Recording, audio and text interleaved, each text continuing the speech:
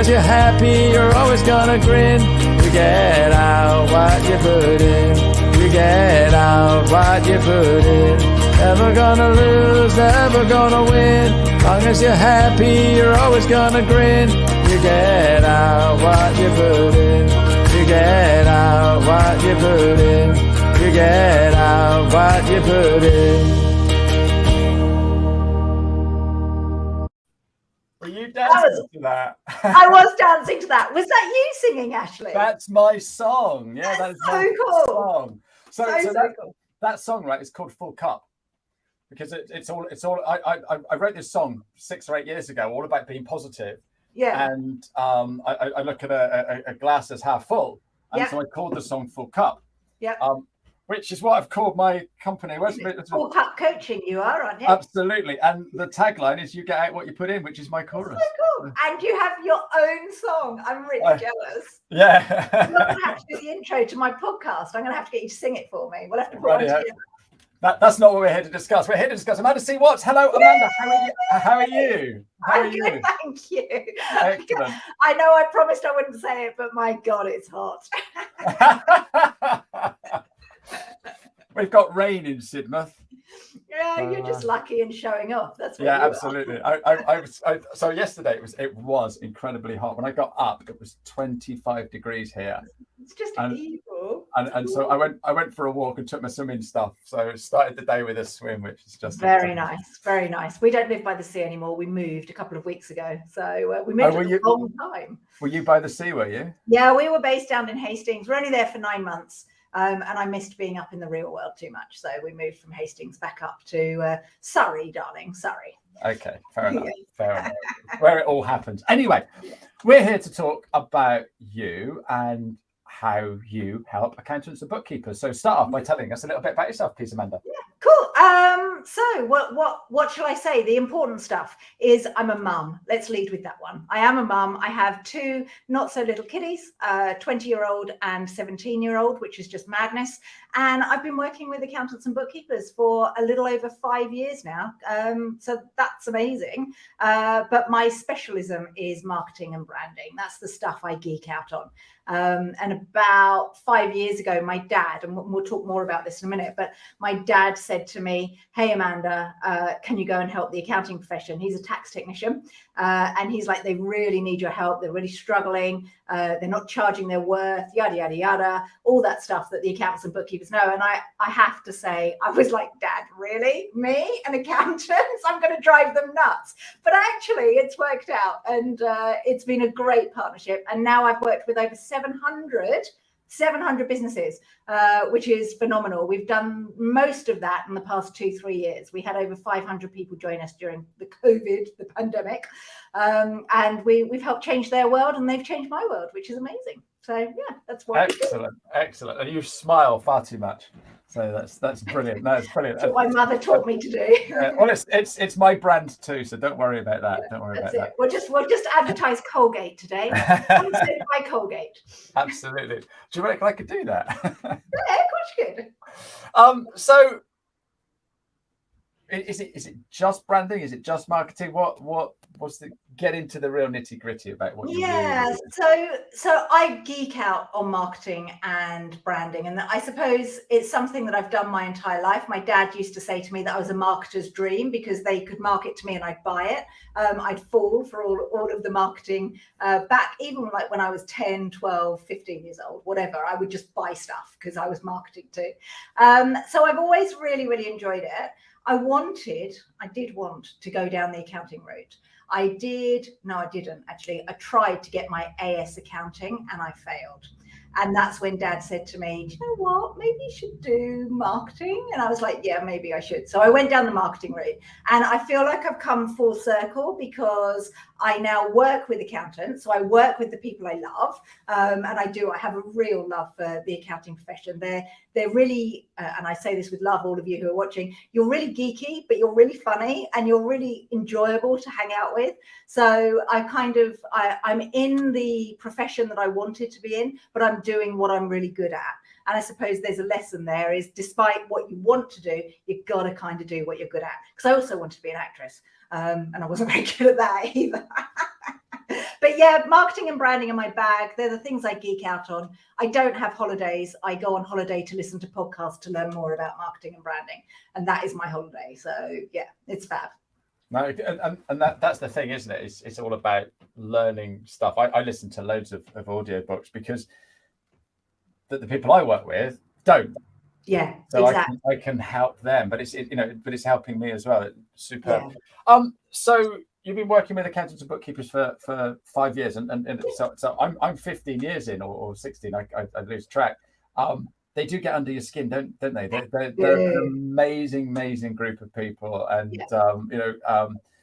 they embrace new things. They want to try new things, but then at the same time, they're sort of like stuck in their old ways. So it's great fun. Absolutely love it. Yeah. So, what challenges do you see our community having at the moment, Amanda? Yeah, right. Like right now is very different from how it was 2 years ago. So when the pandemic hit, which we don't really want to talk about anymore, it was all about how do we help our clients.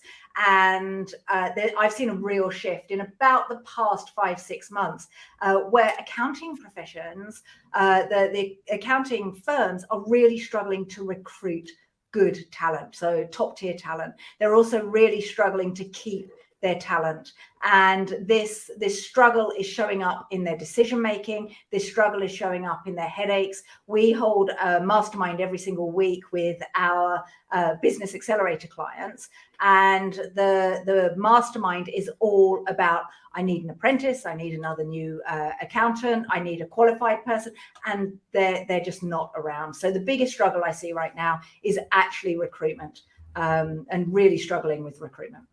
Yeah, it's tough, and so I'm helping the people I'm working with get them to think outside the box. Yeah, they're doing certain things. Why don't you get a VA? Yeah, and why don't you outsource and stuff like that? So we've brought in a payroll company to help with the payroll and things like that. And it's just thinking outside the box, because in the old days we didn't have enough people to do the job. We'd just hire somebody, and there was always a steady stream of people to hire. Yeah.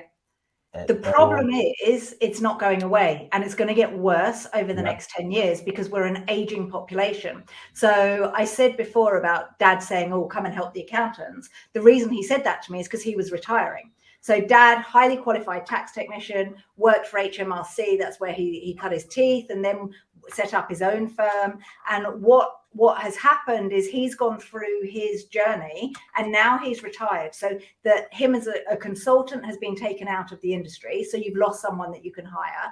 And he did that 5 years ago. And now what we're seeing is all those who 10 years ago were in their 50s are now hitting their 60s. They're now saying, I want to do less. Or those in their 60s are hitting their 70s and going, do you know what? I'm done. So we're seeing firms being sold to other firms, but they're losing the key person because they've sold their firm. So then they're losing the person who held all of that together and was the brains behind that firm that they've just bought because they've retired. And it's going to get worse over the next 10 years. So instead of struggling, what we have to do is work with the firms who are able to, the firms who have the right mindset, and go, how do we position ourselves so that we get the top tier talent? Because there will be talent, there's just a dearth of it. So we have to go after the talent that's out there and make your firm look like the most attractive firm to work with. That's their biggest struggle. It's not getting clients. You can get clients through, ooh, I'm an accountant. What it is you actually need to get the team. That's the biggest struggle right now. And we're not talking rubbish here. Path agrees. Hey, Path, how are you doing? Absolutely. And that's the thing, right? Thanks, Path. So how can you help? Because you're not a recruiter, you're a marketer. So how can you help accountants and bookkeepers then? Come on. Yeah, it's something that I probably don't talk about enough. But one of my most successful clients actually did my Velocity program with me, and he did it not to recruit ideal clients. He did it to build an accounting practice. So he came to me, team of 3, and 14 months later, he had a team of 16. How did he do that? He did it through I know it's mad, isn't it? He did it through marketing. He marketed him. He marketed his team every time he got someone in. He marketed the culture. He marketed the fun that was online. He marketed their days out. They have skiing trips, and he would invite his clients and his team. I want to work there already. Yeah, well, so much so that my son went and did his work experience there. So when he was 16, 17, no, it might even have been 18, I don't know, the year before COVID. Anyway, it was like Josh needed to do work experience. And I was like, go and experience what it's like working in a modern accounting firm. Go work with Alistair and have fun. And he did. And Josh spent the whole time wearing a GoPro and recording trips out. It was amazing. But he loved it. He absolutely loved it. And actually, when Josh was in that firm he was only there for 5 days, he spent a day in each department, and they had a marketing department. Okay. So that is, yeah. So where you've got the accounting department, the payroll department, yada, yada, yada, a marketing department, and he got time to spend there. So yeah, marketing is essential. You just have to shift what you're marketing, and you have to market how awesome your firm is, not just how you overcome the pains that your clients have, which is what traditional marketers teach you. Yeah, I had a conversation with a solicitor about so this guy came on my workshop and learned how to use LinkedIn, and absolutely blown away, what have you. Yeah. And I said, we need to do some training for the rest of your team. Yeah. Because he was struggling with recruitment. Yeah. And I said, if you get your team doing this and talking about it, and yeah, the powers that be, so the senior partners, that's not going to work. And that's madness. And I did exactly the same with an accountancy firm, and their reason for not doing it was, if our team go on LinkedIn, then they're going to get poached. Oh, wow. You know what? There's a real mindset thing there. And I have to admit that I have had that myself. So I show up online, you show up online, and we come across as really confident. But I, for a very long time, and still struggle with sharing my best stuff online because I'm scared my competitors are going to copy it. And I've had experiences where people have read my book and used my content from my book to do their marketing, and they've been my competitors. And I'm like, I don't want to share my best stuff.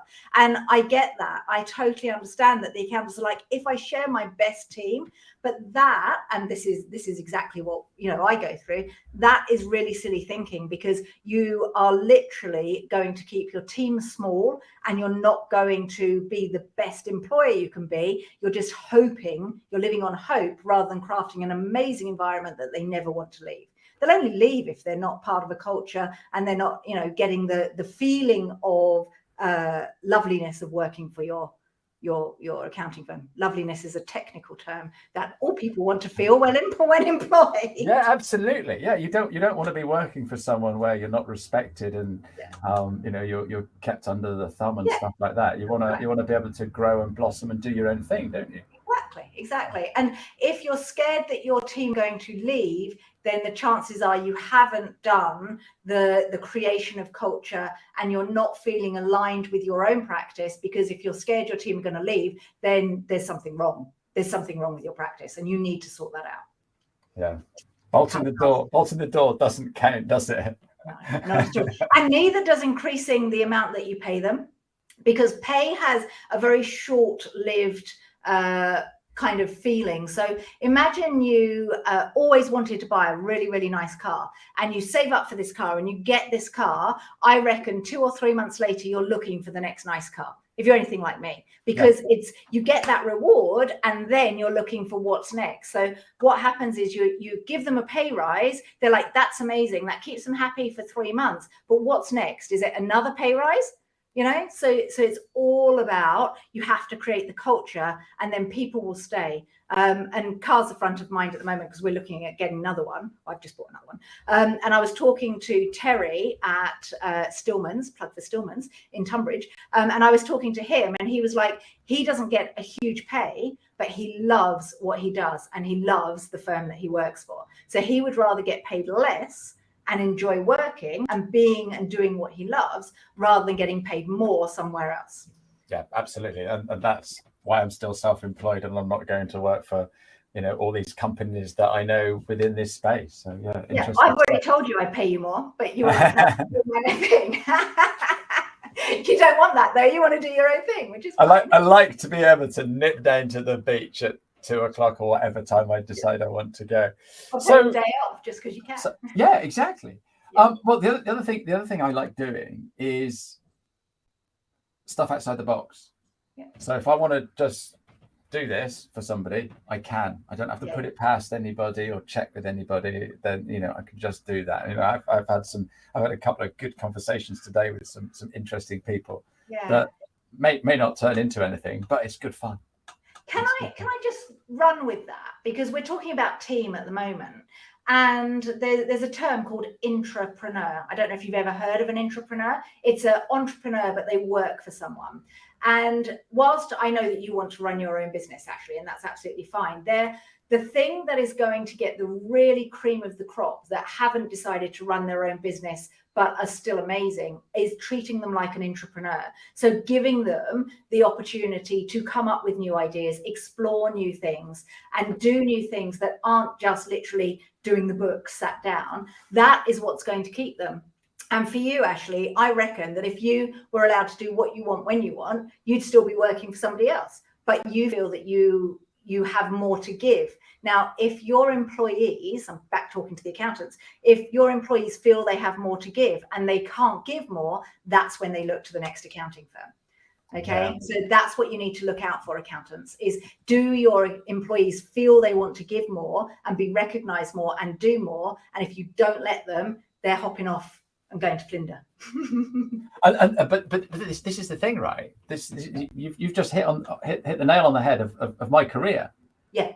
Because I'd go and work somewhere, and I'd be really as a sales guy, and I'd be really successful and bring loads of business in. But I wanted promotion.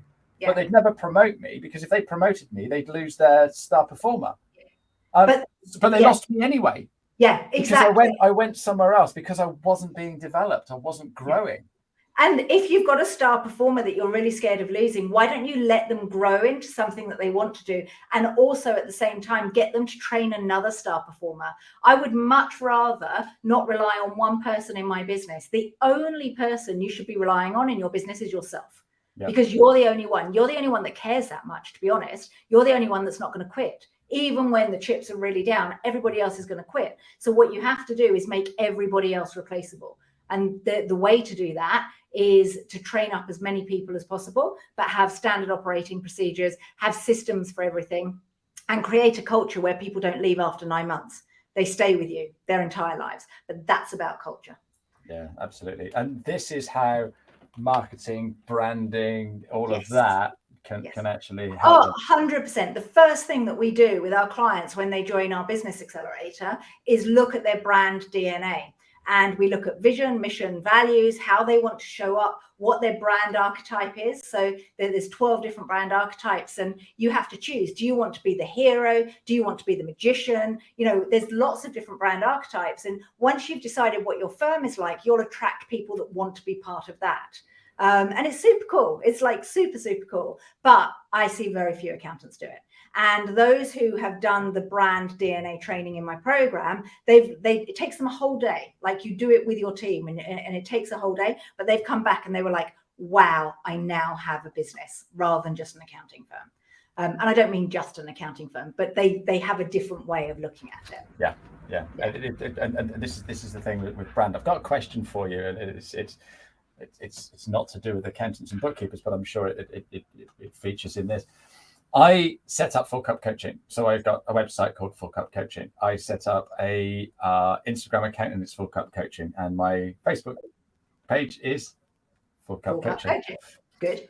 I've just got over 100 subscribers to YouTube, so I can actually name my channel. So rather than it being 405297403, which is difficult to remember, I'm going to call it something. Do I call it Full Cup Coaching? Because then it's the same across the board. No. What do I call it then? You call it you. The only time you don't call it Ashley Leads is if you are planning to sell your business and you think that the assets that you're creating on YouTube are going to go with the business. Okay. And the reason why is because however much you love the name of Full Cup Coaching, people are going to remember your name before they're going to remember the name of and I've noticed the name of your business, but I'm a coach. So I'm like, ooh, full cup coaching, that's good. But accountants or any of your, because you don't just work with accountants, but your guys are going to be Googling Ashley Leeds. Okay, you need to build your personal brand. There's 3 brands every business needs to build: your personal brand, your business brand, and your product brand. So your product brand is the one that you're known for, is your 15 minutes LinkedIn training, which I recommend that everybody does that. So they need to do that. Your personal brand is Ashley Leeds, and your business brand is Full Cup Coaching. Ashley Leeds, you build that as an asset, it will increase the value of Full Cup Coaching. Okay, and it's so much easier. Everybody's got a coaching company. Nobody. Yeah, I know. There is a coach or a LinkedIn trainer. Yeah, there's one Ashley Leeds. Get known for being you. Okay. I love that. I love that. That's a great answer. Thank you. So, what's your top tip for an accountant right now? What can they do right now? Differentiate. So I use the term decommoditize, and the problem is you are competing on price, and you're competing on looking like every other firm. So firm A and firm B, you both want a new accountant, you want them to be qualified. How do I choose? At the moment, the only way as a prospect person to work for you is by the amount you're going to pay me. However, if you can show me that you're more fun, you're going to give me some more education, you're going to be more flexible, you've got a great team, I don't care about how much I get paid. What I care about is, am I going to enjoy working for you? Because no matter what anybody says, security is important, but so is having fun. And who wants to dread getting out of bed every single day? Be the accounting firm that people love to work for. So that would be my advice. And the way to do that is actually through brand, not marketing, brand. Get your brand right and you will attract ideal talent and clients. That's a side note. Love that. Yeah, you can see the passion coming out, Amanda. This is I love it. So we're getting to the end now. We've still got a couple of questions here. What's the best story of how you've helped an accountant? The best story, do you know what? I don't want to say helped an accountant. I'm really fortunate that I've helped over 700 accountants, and I have helped them make $1 million. I have helped them get great team members. I help them do everything that a marketing and branding person should do. But there's 2 things that all of my testimonials say that I'm really proud of. 1, I've inspired people, and 2, their confidence has grown. And when I work with my clients and grow their confidence, then they can do anything, because it's not about me, it's about them. So the thing I'm most proud of, and the thing that really transforms the accounting firms I work with, is the confidence that the partners and their team, because I don't just work with the partners and their team get, so that they become self-sufficient, self-reliant, and excited about working in their firm again. It's confidence is the word I would use. I love that. Absolutely love that. Yeah, thank you, Amanda. Brilliant.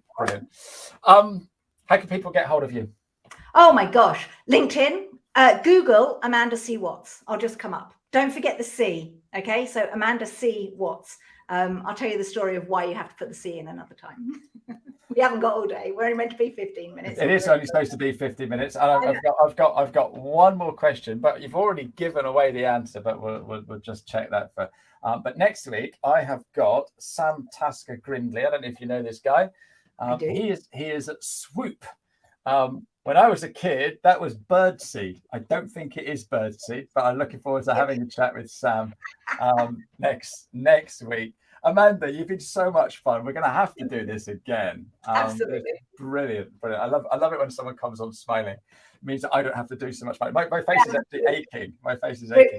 Well, next time we do this, we say, bring your shades. Must wear shades. Absolutely. We'll get sponsored by Colgate first. Okay. So you did say that you wanted to be an actress, but when you were at primary school, what did you want to be when you grew up?